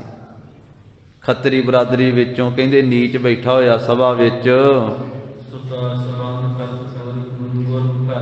ਇਹ ਪਹਿਲੋਂ ਗਿਆ ਸੀ ਇੱਕ ਵਾਰੀ ਆਨੰਦਪੁਰ ਸਾਹਿਬ, ਜਦੋਂ ਆਨੰਦਪੁਰ ਸਾਹਿਬ ਵਿੱਚ ਕਲਗੀਧਰ ਪਾਤਸ਼ਾਹ ਬਖਸ਼ਿਸ਼ਾਂ ਵਰਤਾ ਰਹੇ ਸੀ ਨਾ, ਤੇ ਆਪਣੀ ਪੁੱਤਰੀ ਦਾ ਇਹ ਰਿਸ਼ਤਾ ਕਰਨ ਵਾਸਤੇ ਗਿਆ ਸੀ ਸਾਹਿਬਜ਼ਾਦੇ। ਇਹ ਚਾਹੁੰਦਾ ਸੀ ਵੀ ਮੇਰੀ ਧੀ ਦਾ ਰਿਸ਼ਤਾ ਗੁਰੂ ਗੋਬਿੰਦ ਸਿੰਘ ਲੈ ਲੈਣ। ਇੱਥੇ ਭਾਈ ਸੰਤੋਖ ਸਿੰਘ ਜੀ ਨੇ ਜ਼ਿਕਰ ਕੀਤਾ, ਸੁਤਾ ਸੰਬੰਧ ਕਰਤ ਗੁਰ ਘਰ ਮੈਂ, ਇਹ ਕਰਦਾ ਸੀ ਆਪਣੀ ਪੁੱਤਰੀ ਦਾ ਰਿਸ਼ਤਾ ਗੁਰੂ ਘਰ ਦੇ ਵਿੱਚ। ਤੇ ਮਹਾਰਾਜ ਸਾਹਿਬ ਜੀ ਨੇ ਪਹਿਲਾਂ ਹੀ ਇਹਨੂੰ ਰੋਕ ਦਿੱਤਾ ਸੀ, ਹਟਾ ਦਿੱਤਾ ਸੀ, ਤੇ ਉਦੋਂ ਵੀ ਇਹ ਝਗੜ ਕੇ ਆ ਗਿਆ ਸੀ। ਜਿਵੇਂ ਚੰਦੂ ਦਾ ਰਿਸ਼ਤਾ ਮੋੜਿਆ ਸੀ ਨਾ ਪੰਜਵੇਂ ਪਾਤਸ਼ਾਹ ਨੇ, ਉਹ ਜਹਾਂਗੀਰ ਦਾ ਦੀਵਾਨ ਸੀ ਚੰਦੂ, ਤੇ ਗੁਰੂ ਹਰਗੋਬਿੰਦ ਸਾਹਿਬ ਜੀ ਵਾਸਤੇ ਰਿਸ਼ਤਾ ਲੈ ਕੇ ਆਇਆ, ਉਹਦੇ ਬ੍ਰਾਹਮਣ ਲੈ ਕੇ ਆਏ ਸੀ ਉਹ ਚੰਦੂ ਦੀ ਪੁੱਤਰੀ ਦਾ ਰਿਸ਼ਤਾ। ਤੇ ਦਿੱਲੀ ਦੀ ਸੰਗਤ ਦੇ ਬੇਨਤੀ ਕਰਨ ਤੋਂ ਪੰਜਵੇਂ ਮਹਾਰਾਜ ਸਾਹਿਬ ਜੀ ਨੇ ਮੋੜਿਆ ਸੀ, ਕਿਉਂਕਿ ਉਹਨੇ ਹੰਕਾਰੀ ਨੇ ਇਹ ਗੱਲ ਕਹਿ ਦਿੱਤੀ ਸੀ ਜਦੋਂ ਬ੍ਰਾਹਮਣ ਵੇਖ ਕੇ ਗਏ ਸੀ ਨਾ ਛੇਵੇਂ ਪਾਤਸ਼ਾਹ ਨੂੰ, ਤੇ ਜਾ ਕੇ ਦੱਸਿਆ ਸੀ ਵੀ ਅਸੀਂ ਪੰਜਾਬ ਦੀ ਧਰਤੀ ਤੇ ਮਾਝੇ ਦੇ ਵਿੱਚ ਗੁਰੂ ਅਰਜਨ ਦੇਵ ਸਾਹਿਬ ਜੀ ਦੇ ਸਾਹਿਬਜ਼ਾਦੇ ਗੁਰੂ ਹਰਗੋਬਿੰਦ ਸਾਹਿਬ ਜੀ ਨੂੰ ਵੇਖ ਕੇ ਆਏ ਆ ਤੁਹਾਡੀ ਪੁੱਤਰੀ ਦੇ ਸੰਬੰਧ ਵਾਸਤੇ। ਉਹਨਾਂ ਦਿਨਾਂ ਵਿੱਚ ਛੋਟੀ ਉਮਰ ਵਿੱਚ ਮੰਗਣਾ ਕਰ ਦਿੰਦੇ ਸੀ, ਵਿਆਹ ਵੀ ਕਰ ਦਿੰਦੇ ਸੀ ਛੋਟੀ ਉਮਰ ਦੇ ਵਿੱਚ। ਜਦੋਂ ਗੁਰੂ ਹਰਗੋਬਿੰਦ ਸਾਹਿਬ ਜੀ ਨੂੰ ਵੇਖ ਕੇ ਗਏ ਸੀ ਨਾ ਉਹ ਬ੍ਰਾਹਮਣ, ਤੇ ਮਹਾਰਾਜ ਦੀ ਉਮਰ ਸਰੀਰਕ ਕਾਰਬਲਾ 9 ਸਾਲ ਦੀ ਸੀ ਉਦੋਂ।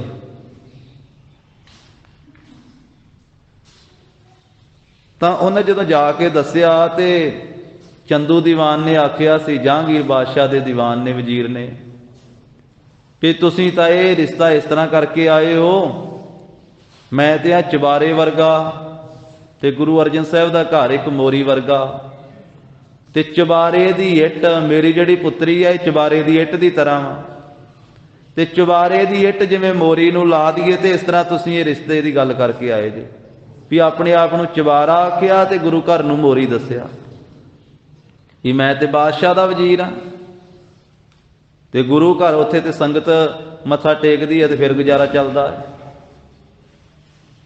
ਉਹ ਫਿਰ ਸੰਗਤ ਨੇ ਸੁਣਿਆ ਸੀ ਦਿੱਲੀ ਦੀ ਨੇ, ਮਹਾਰਾਜ ਸਾਹਿਬ ਨੇ ਰਿਸ਼ਤਾ ਦੀ ਗੱਲ ਹੋ ਗਈ ਸੀ, ਉਹ ਜਦੋਂ ਲਾਗੀ ਕਰਕੇ ਗਏ ਸੀ ਤੇ ਗਰੀਬ ਨਵਾਜ ਗੁਰੂ ਅਰਜਨ ਸਾਹਿਬ ਮੰਨ ਵੀ ਗਏ ਸੀ, ਸ਼ਗਨ ਲੱਗ ਜਾਣਾ ਸੀ। ਪਰ ਜਿੱਧਰੋਂ ਜਦੋਂ ਸ਼ਗਨ ਦੀ ਟੋਕਰੀ ਆਈ ਅੰਮ੍ਰਿਤਸਰ ਸਾਹਿਬ, ਨਾਲ ਹੀ ਚਿੱਠੀ ਸੰਗਤ ਨੇ ਲਿਖ ਕੇ ਭੇਜ ਦਿੱਤੀ ਵੀ ਹੰਕਾਰੀ ਆ, ਆਪਣੇ ਆਪ ਨੂੰ ਚਵਾਰਾ ਕਹਿੰਦਾ ਤੇ ਗੁਰੂ ਘਰ ਨੂੰ ਮੋਰੀ ਕਹਿੰਦਾ, ਮਹਾਰਾਜ ਇਹਦੀ ਪੁੱਤਰੀ ਦਾ ਰਿਸ਼ਤਾ ਨਹੀਂ ਲੈਣਾ ਤੁਸੀਂ। ਜਦੋਂ ਬਿਠਾ ਦਿੱਤਾ ਚੌਂਕੀ ਦੇ ਉੱਤੇ ਸ੍ਰੀ ਹਰਗੋਬਿੰਦ ਸਾਹਿਬ ਜੀ ਨੂੰ, ਸ਼ਗਨ ਲੱਗਣ ਦੀ ਟੋਕਰੀ ਆ ਗਈ, ਸ਼ਗਨ ਲੱਗਣ ਦੀ ਤਿਆਰੀ ਹੋ ਗਈ, ਉਧਰੋਂ ਚਿੱਠੀ ਆ ਗਈ। ਉਂਝ ਚਿੱਠੀ ਆਉਣ ਤੋਂ, ਚਿੱਠੀ ਪੜਨ ਤੋਂ ਪਹਿਲਾਂ ਜਿਹੜਾ ਸਿੱਖ ਲੈ ਕੇ ਆਇਆ ਸੀ ਨਾ ਚਿੱਠੀ, ਉਹਨੇ ਕਿਹਾ ਮਹਾਰਾਜ ਸ਼ਗਨ ਬਾਅਦ ਚਲਾਇਓ, ਇੱਕ ਪਾਸੇ ਹੋ ਕੇ ਮੇਰੀ ਆ ਪਹਿਲਾਂ ਗੱਲ ਸੁਣ ਕੇ ਚਿੱਠੀ ਪੜ੍ਹੋ ਇੱਕ। ਤੇ ਉਹਨੇ ਤੇ ਹਲੇ ਉਹ ਚਿੱਠੀ ਪੜਾਉਣੀ ਸੀ ਤੇ ਇੱਕ ਸਿੱਖ ਬੈਠਾ ਸੀ ਗਿਆਨਵਾਨ, ਆਤਮ ਗਿਆਨੀ ਮਹਾਰਾਜ ਸਾਹਿਬ ਦੀ ਸੰਗਤ 'ਚ, ਉਹਨੇ ਪਹਿਲਾਂ ਹੀ ਦੱਸ ਦਿੱਤਾ ਸੀ ਸਾਰੀ ਗੱਲ ਵੀ ਇਹ ਰਿਸ਼ਤਾ ਜਿਹੜਾ ਨਹੀਂ ਹੋਣਾ ਹੰਕਾਰੀ ਆ। ਉਹ ਸਾਰਾ ਇਤਿਹਾਸ ਵਿੱਚ ਲੰਮਾ ਪ੍ਰਸੰਗ ਆਇਆ। ਫਿਰ ਮਹਾਰਾਜ ਸਾਹਿਬ ਨੇ ਉਹ ਸੰਗਤ ਦੀ ਬੇਨਤੀ ਪ੍ਰਵਾਨ ਕਰਕੇ ਤੇ ਸ਼ਗਨ ਮੋੜ ਦਿੱਤਾ ਸੀ ਉਸੇ ਤਰ੍ਹਾਂ।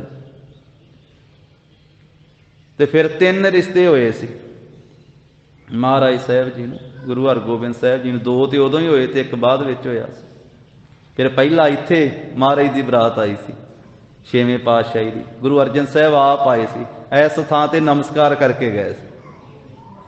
ਇੱਥੇ ਸੁਲਤਾਨਪੁਰ ਸਾਹਿਬ ਠਹਿਰ ਕੇ ਫਿਰ ਇੱਥੋਂ ਡੱਲੇ ਨਗਰ ਵਿੱਚ ਗਏ ਸੀ। ਬਾਬਾ ਨਰਾਇਣ ਦਾਸ ਜੀ ਭਾਈ ਪਾਰੋ ਜੀ ਦੀ ਬੰਸ ਵਿੱਚੋਂ ਸੀ ਤੇ ਬਾਬਾ ਨਰਾਇਣ ਦਾਸ ਜੀ ਦੀ ਸੁਪੁੱਤਰੀ ਸੀ ਮਾਤਾ ਦਮੋਦਰੀ ਜੀ, ਜਿਨ੍ਹਾਂ ਨਾਲ ਗੁਰੂ ਹਰਗੋਬਿੰਦ ਸਾਹਿਬ ਜੀ ਦਾ ਪਹਿਲਾ ਆਨੰਦ ਕਾਰਜ ਹੋਇਆ।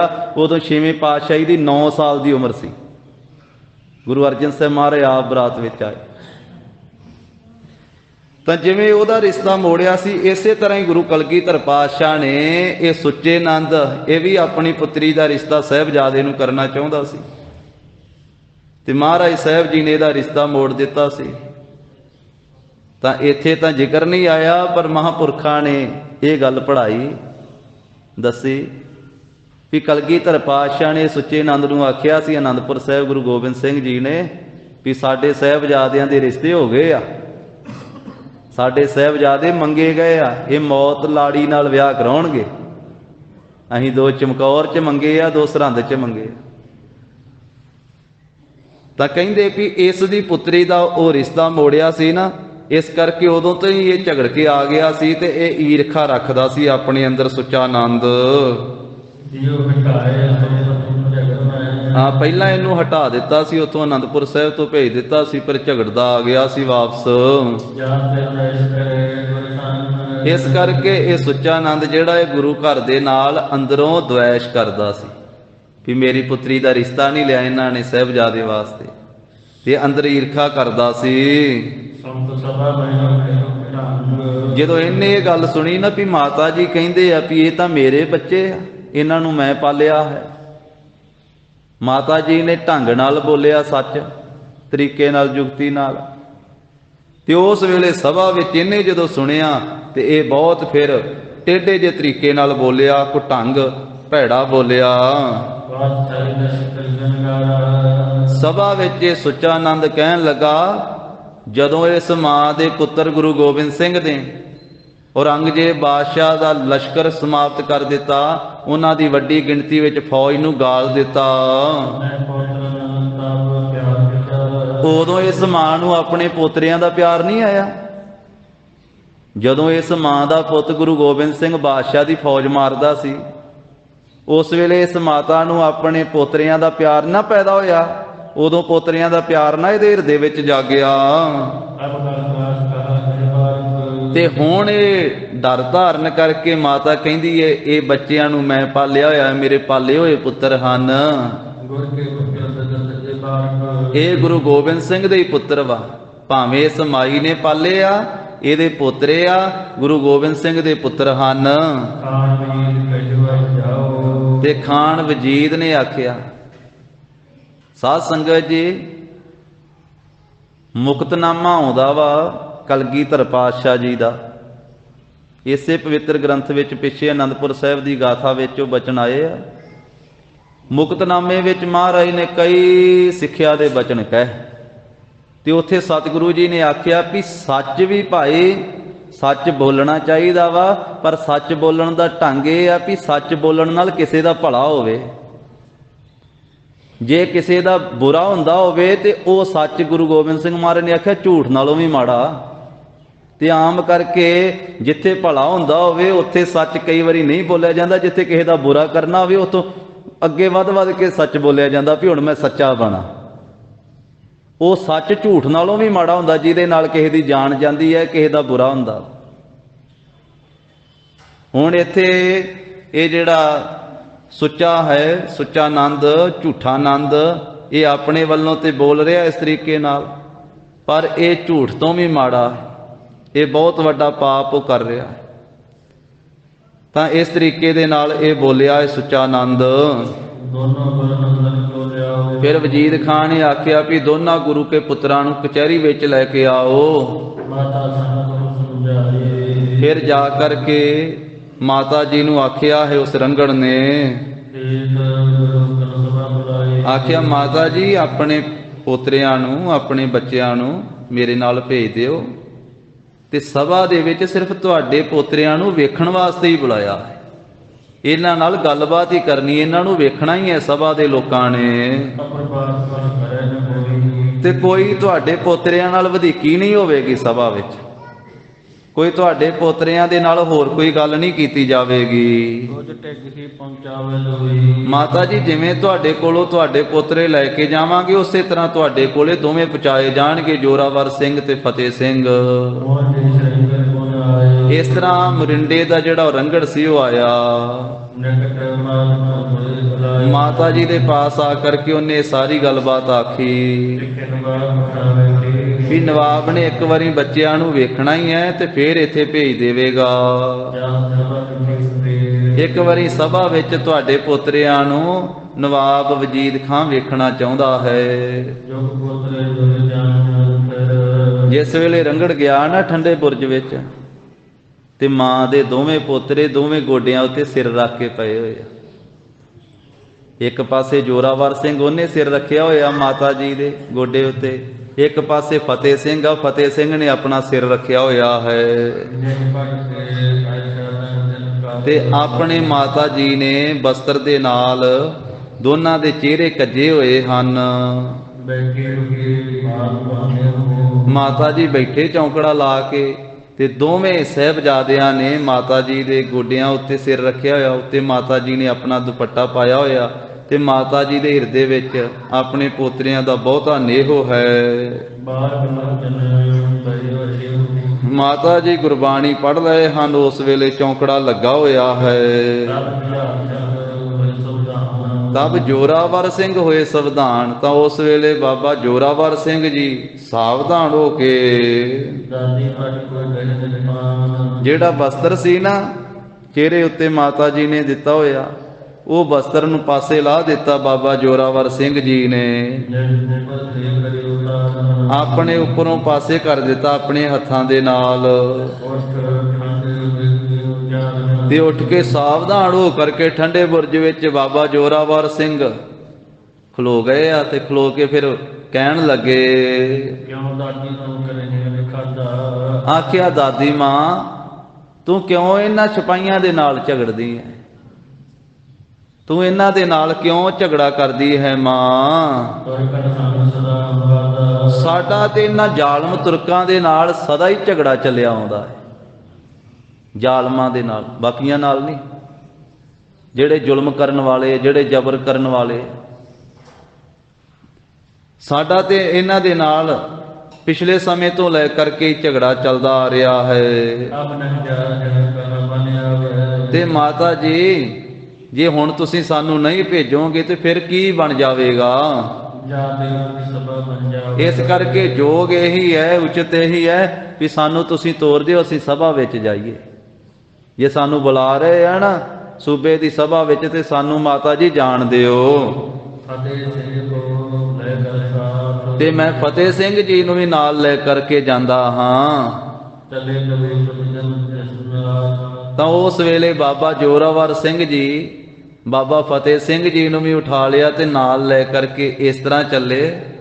ਕਵੀ ਜੀ ਕਹਿੰਦੇ ਆ, ਨਿਸਨਾਥ ਜਿਵੇਂ ਰਾਤ ਦਾ ਮਾਲਕ ਚੰਦਰਮਾ ਸੂਰਜ ਨੂੰ ਨਾਲ ਲੈ ਕੇ ਤੁਰ ਪਵੇ, ਕਹਿੰਦੇ ਦੋਵਾਂ ਦੀ ਇਸ ਤਰ੍ਹਾਂ ਸੋਭਾ ਬਣਦੀ ਹੈ। ਜੋਰਾਵਰ ਸਿੰਘ ਨੇ ਫਤਿਹ ਸਿੰਘ ਦਾ ਹੱਥ ਫੜਿਆ ਹੈ ਵੀ ਆ ਫਤਿਹ ਸਿੰਘ ਆਪਾਂ ਕਚਹਿਰੀ 'ਚ ਜਾ ਆਈਏ। ਤੇ ਕਹਿੰਦੇ ਚੰਦਰਮਾ ਦੇ ਨਾਲ ਸੂਰਜ ਤੁਰਿਆ ਜਾ ਰਿਹਾ ਹੈ। ਜੋਰਾਵਰ ਸਿੰਘ ਚੰਦਰਮਾ ਦੀ ਨਿਆਈ ਹੈ ਤੇ ਫਤਿਹ ਸਿੰਘ ਸੂਰਜ ਦੀ ਤਰ੍ਹਾਂ। ਦੋਨਾਂ ਦੀ ਸ਼ੋਭਾ ਇਸ ਤਰ੍ਹਾਂ ਦੀ ਹੈ। ਤੇ ਸੋਹਣੇ ਚਿਹਰੇ ਆ ਜਿਨ੍ਹਾਂ ਸਾਹਿਬਜ਼ਾਦਿਆਂ ਦੇ, ਤੇ ਕੋਮਲ ਕੋਮਲ ਅੰਗ ਵਾ, ਬੜੇ ਕੋਮਲ। ਕਿਉਂਕਿ 7 ਸਾਲ ਦਾ ਬਾਬਾ ਫਤਿਹ ਸਿੰਘ ਆ ਤੇ 9 ਸਾਲ ਦੇ ਬਾਬਾ ਜੋਰਾਵਰ ਸਿੰਘ ਜੀ ਆ। ਕਿੰਨੀਆਂ ਕੁ ਉਮਰਾਂ ਵਾ 7 ਤੇ 9 ਸਾਲ ਦੀਆਂ। ਇਸ ਕਰਕੇ ਬਹੁਤ ਕੋਮਲ ਅੰਗ ਹਨ ਸਾਹਿਬਜ਼ਾਦਿਆਂ ਦੇ, ਬਹੁਤ ਸੋਹਣੇ ਚਿਹਰੇ ਹਨ ਤੇ ਬੜੇ ਤੇਜ ਨੇਤਰ ਵਾ, ਤੇਜ ਵਾ ਨੇਤਰ, ਤੇ ਸ੍ਰੇਸ਼ਟ ਰੰਗ ਹੈ ਸੁੰਦਰ। ਤੇ ਛੋਟੀਆਂ ਉਮਰਾਂ ਹਨ ਜਿਨ੍ਹਾਂ ਦੀਆਂ। ਦੋਨਾਂ ਸਰੀਰਾਂ ਦੀ ਸ਼ੋਭਾ ਆਭਾ ਬਹੁਤ ਹੀ ਸੋਹਣੀ ਹੈ। ਔਰ ਮੋਟੇ ਕੱਪੜਿਆਂ ਦੇ ਉੱਤੇ ਝੱਗੀਆਂ ਵੀ ਮਾਤਾ ਜੀ ਨੇ ਬੜੀਆਂ ਚਮਕਦੀਆਂ ਹੋਈਆਂ ਪਾਈਆਂ ਹੋਈਆਂ ਹਨ। ਉਹ ਜਰੀ ਲੱਗੀਆਂ ਝੱਗੀਆਂ ਚਮਕ ਰਹੀਆਂ ਹਨ। ਵਿਭੂਖਣ ਤਾਂ ਕਹਿੰਦੇ ਵੀ ਭਾਵੇਂ ਗਹਿਣੇ ਨਹੀਂ ਪਾਏ ਹੋਏ ਬਹੁਤੇ ਸਰੀਰਾਂ ਉੱਤੇ, ਪਰ ਉਹ ਚਮਕਣ ਵਾਲੀਆਂ ਝੱਗੀਆਂ ਮੋਟੇ ਕੱਪੜਿਆਂ ਦੇ ਉੱਤੇ ਪਾਈਆਂ ਤੇ ਉਹ ਚਮਕ ਰਹੀਆਂ ਹਨ। ਉਹਨਾਂ ਦੀ ਬੜੀ ਸ਼ੋਭਾ ਬਣ ਰਹੀ ਹੈ। ਤੇ ਦੋਵੇਂ ਸੂਰਬੀਰ ਉਸ ਵੇਲੇ ਅੱਗੇ ਜਾ ਰਹੇ ਹਨ ਸਿਪਾਹੀਆਂ ਦੇ। ਉਹ ਜਿਹੜਾ ਰੰਗੜ ਹੈ ਨਾ ਮਰਿੰਡੇ ਦਾ ਫੌਜਦਾਰ, ਉਹ ਪਿੱਛੇ ਪਿੱਛੇ ਜਾ ਰਿਹਾ ਜੋ ਲੈਣ ਵਾਸਤੇ ਆਇਆ ਸੀ। ਇਸ ਤਰ੍ਹਾਂ ਸਭਾ ਦੇ ਪਾਸ ਪਹੁੰਚ ਗਏ ਸਾਹਿਬਜ਼ਾਦੇ। ਤੇ ਇਹ ਜਿਹੜਾ ਮਰਿੰਡੇ ਦਾ ਫੌਜਦਾਰ ਸੀ ਨਾ ਰੰਗੜ, ਇਹਨੇ ਫਿਰ ਸਭਾ ਦੇ ਨੇੜੇ ਜਾਣ ਤੋਂ ਪਹਿਲਾਂ ਹੀ ਦੋਹਾਂ ਸਾਹਿਬਜ਼ਾਦਿਆਂ ਨੂੰ ਇਹ ਗੱਲ ਸੁਣਾਈ। ਕਹਿੰਦਾ ਸਾਹਿਬਜ਼ਾਦਿਓ, ਤੁਹਾਡੇ ਪਿਤਾ ਗੁਰੂ ਗੋਬਿੰਦ ਸਿੰਘ ਨੂੰ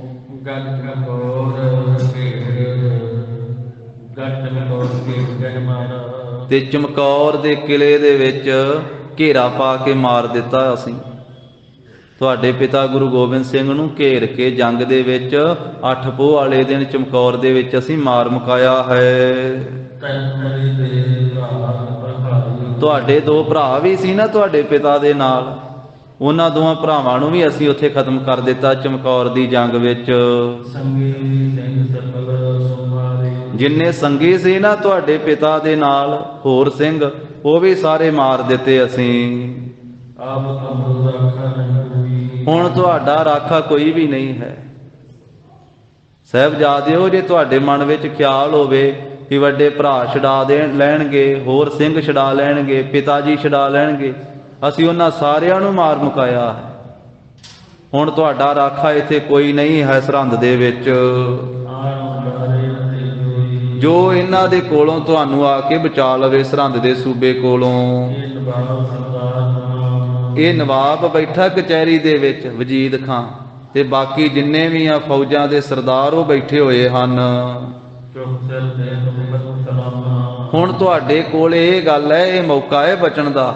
ਤੁਸੀਂ ਕਚਹਿਰੀ ਵਿੱਚ ਸਭਾ ਵਿੱਚ ਜਾਂਦਿਆਂ ਝੁਕ ਕੇ ਸੀਸ ਝੁਕਾ ਕੇ ਇਹਨਾਂ ਨੂੰ, ਜਿੱਥੇ ਵਜੀਦ ਖਾਨ ਨੂੰ ਸਲਾਮ ਕਰੋ, ਬਾਕੀ ਜਿੰਨੇ ਬੈਠੇ ਹੋਏ ਆ ਫੌਜਦਾਰ ਉਹਨਾਂ ਸਾਰਿਆਂ ਨੂੰ ਵੀ ਸਲਾਮ ਕਰੋ। ਝੁਕ ਕੇ ਸਭਾ ਵਿੱਚ ਤੁਸੀਂ ਸਲਾਮ ਕਰੋ। ਫਿਰ ਤੁਹਾਨੂੰ ਇਹ ਨਹੀਂ ਮਾਰਨਗੇ, ਫਿਰ ਤੁਹਾਨੂੰ ਇਹ ਬਚਾ ਲੈਣਗੇ। ਜੇ ਤੁਸੀਂ ਜਿਉਂਦੇ ਰਹਿਣਾ ਚਾਹੁੰਦੇ ਹੋ ਨਾ ਸਾਹਿਬਜ਼ਾਦਿਓ, ਤੇ ਵਜੀਦ ਖਾਂ ਦੇ ਅੱਗੇ ਸਿਰ ਝੁਕਾ ਦਿਓ ਆਪਣਾ।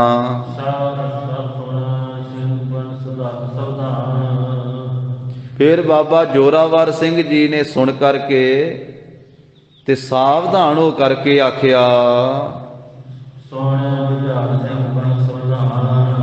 ਪੜ੍ਹ ਲਓ ਅੱਗੇ। ਤਾਂ ਉਸ ਵੇਲੇ ਸਾਰਿਆਂ ਨੂੰ ਸੁਣਾਉਂਦਿਆਂ ਹੋਇਆਂ ਬਾਬਾ ਜੋਰਾਵਰ ਸਿੰਘ ਜੀ ਨੇ ਇਹ ਬਚਨ ਕੀਤਾ। ਕਹਿਣ ਲੱਗੇ, ਜੋ ਸ੍ਰੀ ਸੋਭਾ ਵਾਲੇ ਸਾਡੇ ਸਤਿਗੁਰੂ ਜੀ ਆ ਨਾ, ਸ੍ਰੀ ਗੁਰੂ ਗੋਬਿੰਦ ਸਿੰਘ ਜੀ ਮਹਾਰਾਜ, ਪੜੋ। ਜਗ ਮਹਿ ਕੌਣ ਹੈ ਸੰਸਾਰ ਦੇ ਵਿੱਚ ਜੋ ਸਾਡੇ ਪਿਤਾ ਗੁਰੂ ਗੋਬਿੰਦ ਸਿੰਘ ਜੀ ਨੂੰ ਮਾਰ ਸਕੇ? ਸਾਡੇ ਪਿਤਾ ਨੂੰ ਮਾਰਨ ਵਾਲਾ ਸੰਸਾਰ 'ਚ ਕੋਈ ਪੈਦਾ ਹੀ ਨਹੀਂ ਹੋਇਆ। ਜਿਨੇ ਕਾਸ ਕੋ ਕਿਆ ਕੋਈ ਮਾਰੇ। ਕਿੱਡੀਆਂ ਵੱਡੀਆਂ ਗੱਲਾਂ ਕੀਤੀਆਂ ਬਾਬਾ ਜ਼ੋਰਾਵਰ ਸਿੰਘ ਜੀ ਨੇ। ਕਹਿੰਦੇ ਜਿਵੇਂ ਕੋਈ ਆਕਾਸ਼ ਨੂੰ ਮਾਰਨ ਦਾ ਯਤਨ ਕਰੇ, ਆਕਾਸ਼ ਵੱਲ ਸ਼ਸਤਰ ਚਲਾਵੇ, ਆਕਾਸ਼ ਵੱਲ ਤੀਰ ਚਲਾਉਣ ਲੱਗ ਪਵੇ, ਤੇ ਆਕਾਸ਼ ਨੂੰ ਕੌਣ ਮਾਰ ਸਕਦਾ? ਜਿਹੜਾ ਆਕਾਸ਼ ਵੱਲ ਸ਼ਸਤਰ ਚਲਾਵੇਗਾ ਉਲਟਾ ਆਪਦੇ ਆ ਕੇ ਵੱਜਣਾ। ਆਕਾਸ਼ ਨੂੰ ਨਹੀਂ ਕੋਈ ਮਾਰ ਸਕਦਾ। ਤੇ ਕੌਣ ਹੈ ਜਿਹੜਾ ਹਨੇਰੀ ਨੂੰ ਰੋਕ ਦਵੇ? ਚੋਰ ਦੀ ਹਨੇਰੀ ਚੱਲਦੀ ਹੋਵੇ, ਹਨੇਰੀ ਨੂੰ ਕੌਣ ਰੋਕ ਸਕਦਾ ਹੈ? ਤੇ ਸੁਮੇਰ ਪਰਬਤ ਨੂੰ ਕੌਣ ਚਲਾ ਸਕਦਾ ਹੈ? ਉਹਨੂੰ ਕੌਣ ਹਿਲਾ ਸਕਦਾ ਜਿਵੇਂ ਕੋਈ ਸੁਮੇਰ ਪਰਬਤ ਨੂੰ ਨਹੀਂ ਹਿਲਾ ਸਕਦਾ? ਤੇ ਜਿਵੇਂ ਕੋਈ ਆਖੇ ਮੈਂ ਚੰਦਰਮਾ ਨੂੰ ਫੜ ਲਵਾਂ, ਸੂਰਜ ਨੂੰ ਫੜ ਲਵਾਂ ਹੱਥ ਵਿੱਚ, ਤੇ ਸੂਰਜ ਤੇ ਚੰਦਰਮਾ ਨੂੰ ਕਿਵੇਂ ਕੋਈ ਫੜ ਸਕਦਾ ਹੈ? ਜਿਵੇਂ ਇਹ ਸਾਰੀਆਂ ਚੀਜ਼ਾਂ ਨਹੀਂ ਨਾ ਹੋ ਸਕਦੀਆਂ, ਇਸੇ ਤਰ੍ਹਾਂ ਸਾਡੇ ਪਿਤਾ ਨੂੰ ਵੀ ਨਹੀਂ ਕੋਈ ਮਾਰ ਸਕਦਾ। ਸਾਡੇ ਪਿਤਾ ਗੁਰੂ ਗੋਬਿੰਦ ਸਿੰਘ ਜੀ ਨੂੰ ਵੀ ਕੋਈ ਮਾਰ ਨਹੀਂ ਸਕਦਾ।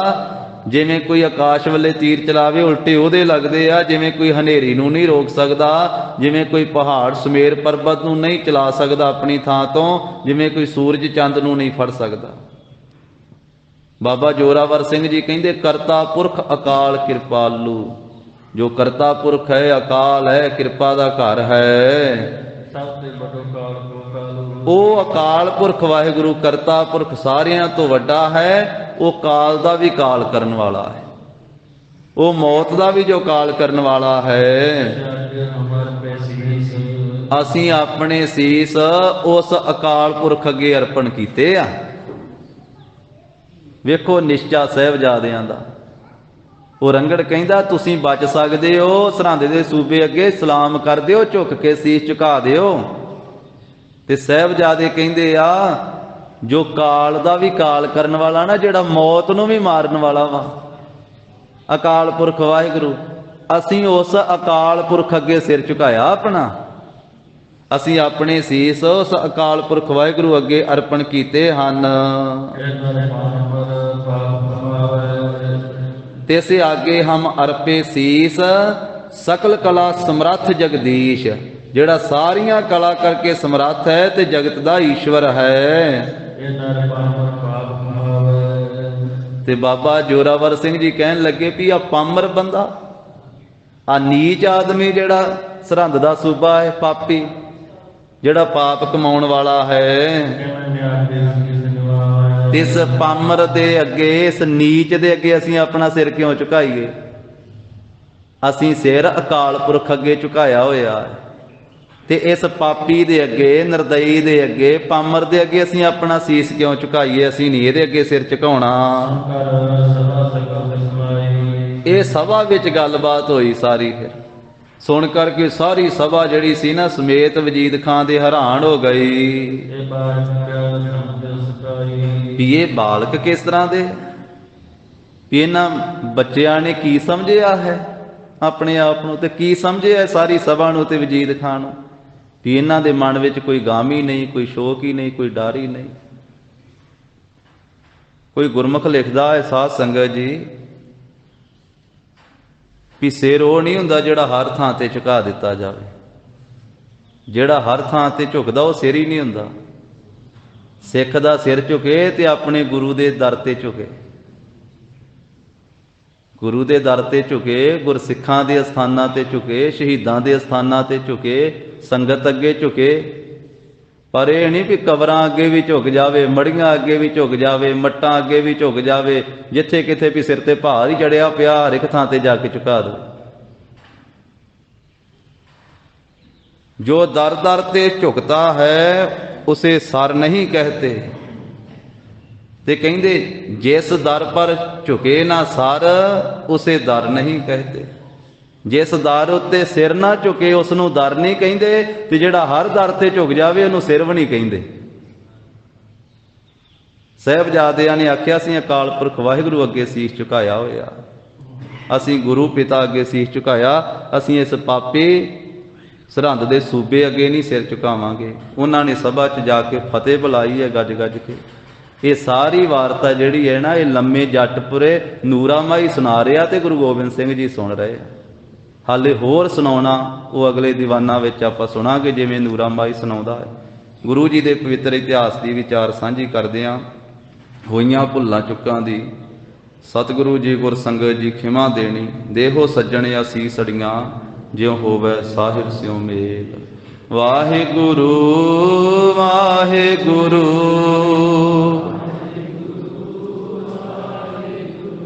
ਵਾਹਿਗੁਰੂ ਵਾਹਿਗੁਰੂ ਵਾਹਿਗੁਰੂ ਵਾਹਿਗੁਰੂ ਵਾਹਿਗੁਰੂ ਵਾਹਿਗੁਰੂ ਵਾਹਿਗੁਰੂ ਵਾਹਿਗੁਰੂ ਵਾਹਿਗੁਰੂ ਵਾਹਿਗੁਰੂ